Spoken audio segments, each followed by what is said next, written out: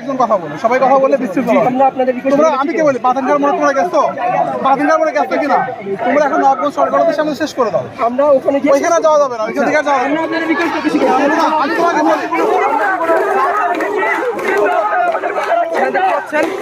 পাথানঘাট মোড়ে গেছো কিনা? তোমরা পুরো শহরটা ঘুরছো, এখন এইদিকে যাও না, এদিকে শেষ করে দাও। তোমরা নবগঞ্জ সরকারের সামনে যাবো। আমরা কোন দিক যাবো? নবগঞ্জ সরকারের সামনে যাবো। আমরা স্টুডেন্ট। আচ্ছা একজন কথা বলো।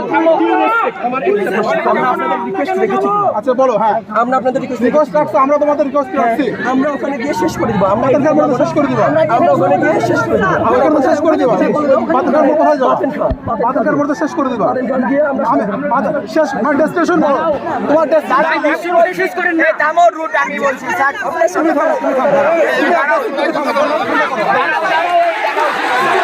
আমরা বাতেনঘাট মোড় দিয়ে যাবো সোজা বালুবাগানের যে রাস্তা, বাতেনঘাট মোড়ে বালুবাগানের রাস্তা দিয়ে শান্তি মোড়ে বালুবাগান পর্যন্ত। এখানে আপনারা দেখতে পাচ্ছেন পুলিশ আমাদের একটা নির্দিষ্ট স্থানে গিয়ে শেষ করে দিতে বলছে। কেবলই আন্দোলন শুরু হয়েছিল।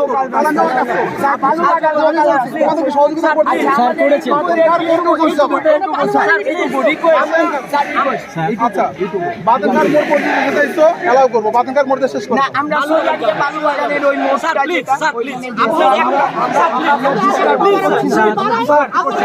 আপনি বললেন হসপিটালে যাওয়া যাবে না, ডিস্টার্ব করেন না স্যার, কিছুই করেন না স্যার, আমাদের রিকোয়েস্ট মানেন স্যার। আচ্ছা ছোট ভাই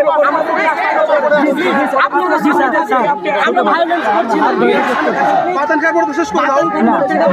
বালুবাগানে শেষ করে দেবো আচ্ছা থ্যাংক ইউ। এখানে দেখতে পাচ্ছি পুলিশ আমাদের একটা নির্দিষ্ট স্থান পর্যন্ত অনুমতি দিয়েছে।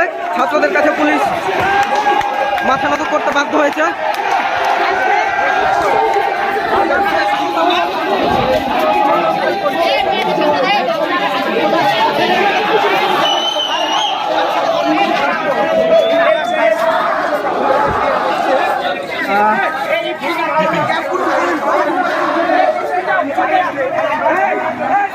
আমাদের এখানে পুলিশ অনেকভাবে বোঝানোর চেষ্টা করছিল একটি নির্দিষ্ট স্থান পর্যন্ত। আমরা চাঁপাইনবাবগঞ্জ শহরের হচ্ছে যে মেন যে স্থানটা আছে বিশ্ব রোড পর্যন্ত বা আমাদের আরামবাগ, সেই পর্যন্ত আমাদের ছাত্রছাত্রীদের যেতে দিবে না সেইটা বলছিল।